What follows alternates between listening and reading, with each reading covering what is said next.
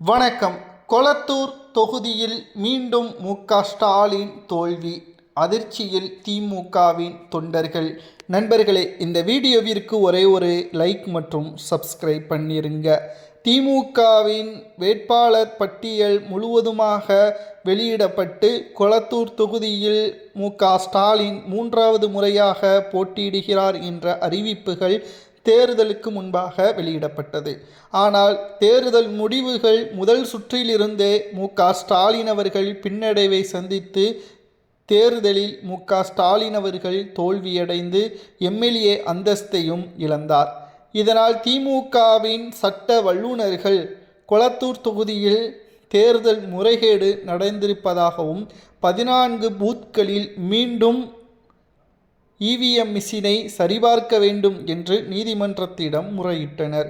மேலும் பல்வேறு குற்றச்சாட்டுகள் முன்வைக்கப்பட்ட போதிலும் இன்று தமிழ்நாட்டில் தேர்தல் ஆணையம் அந்த 14 பூத்களில் மீண்டும் ஓட்டுக்களை எண்ணப்பட்டன. அதில் மீண்டும் ஸ்டாலின் அவர்கள் தோல்வியை தழுவியுள்ளார். கொளத்தூரில் பாபு என்பவரிடம் தோல்வியை தழுவியது குறிப்பிடத்தக்கது. மேலும் கொளத்தூர் தொகுதி மக்களால் ஸ்டாலின் அவர்களை வேண்டாம் என்று கூறிய தருணம் 2வது முறையும் உறுதி செய்யப்பட்ட நிலையில் திமுக இனி தமிழ்நாட்டில் ஆளும் கட்சியாக வருவதற்கு வாய்ப்பில்லை என்பதை நாம் பலமுறை கூறியிருந்தோம்.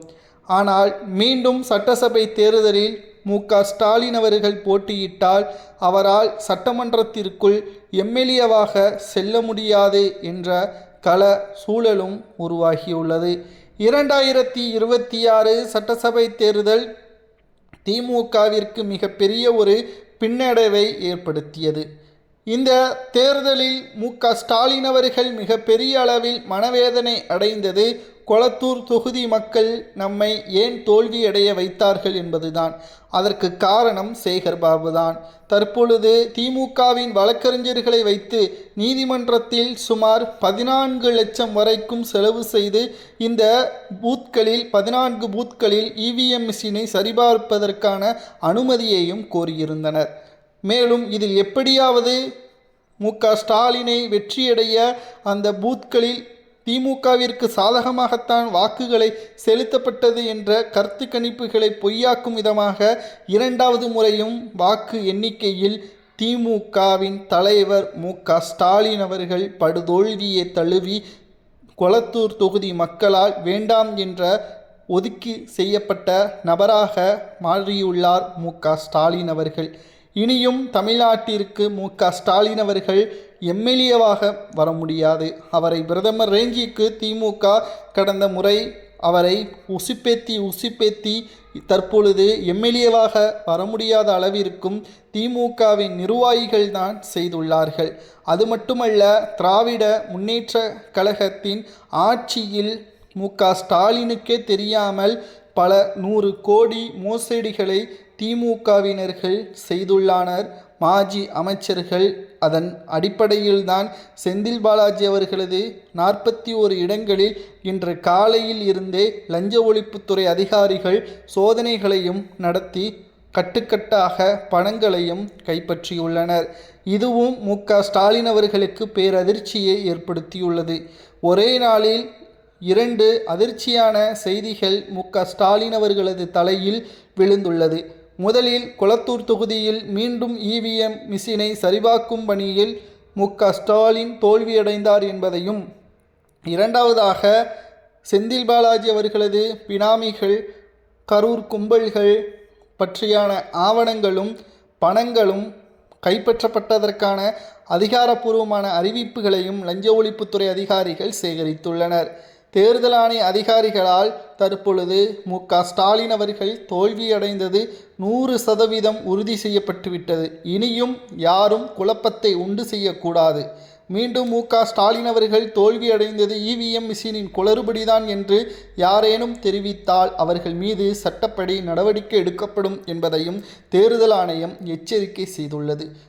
ஸ்டாலின் அவர்களுக்கு இது தேவையில்லாத வேலைதான். ஏனென்றால் மக்கள் உங்களை புறக்கணித்து விட்டார்கள். நீங்கள் ஆட்சி அமைப்பதற்கு தகுதியில்லை என்பதை முடிவு செய்து விட்டார்கள்.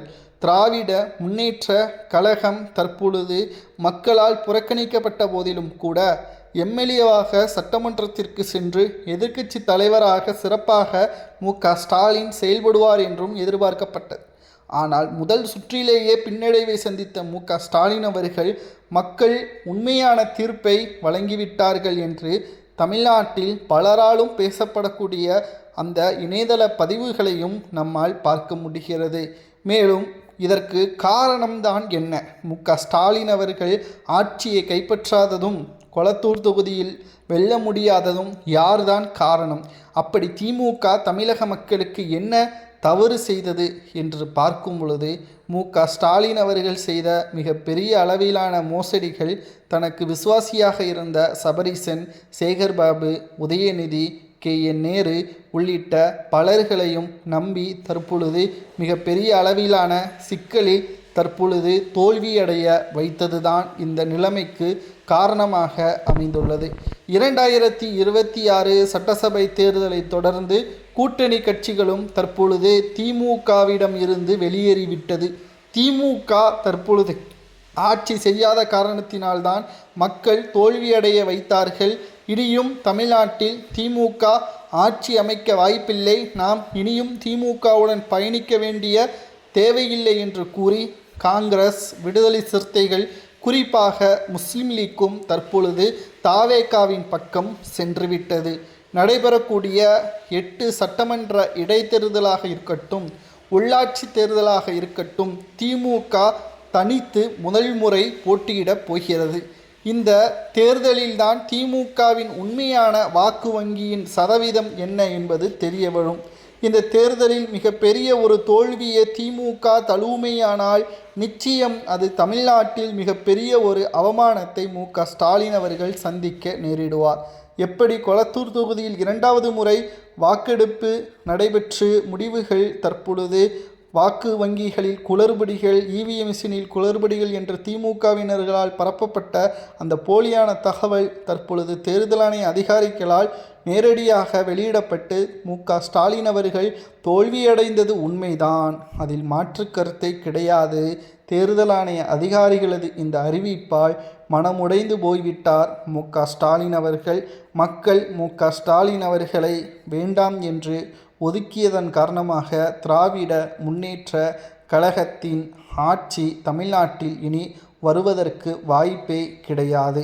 நண்பர்களே, கொளத்தூர் தொகுதியில் மு.க.ஸ்டாலின் அவர்கள் தோல்வியடைந்ததை பற்றி உங்களது கருத்துக்களை கமெண்ட் வாயிலாக கூறுங்கள். அது மட்டுமல்ல, 2வது முறை இவிஎம் மிஷினில் சரிபார்ப்பு பணிகளின் போதும் மு.க.ஸ்டாலின் தோல்வியடைந்தது பற்றியான கருத்துக்களையும் கமெண்ட் வாயிலாக கூறுங்கள். நன்றி, வணக்கம்.